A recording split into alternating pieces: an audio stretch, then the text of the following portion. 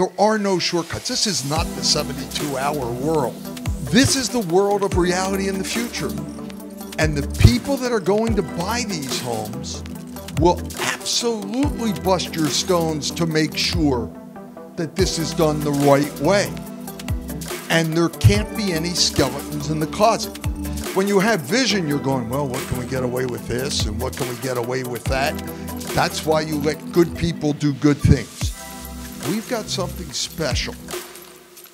And I think the renovation market is where the future is. This is where we should be. This is what people moving from California or New York expect.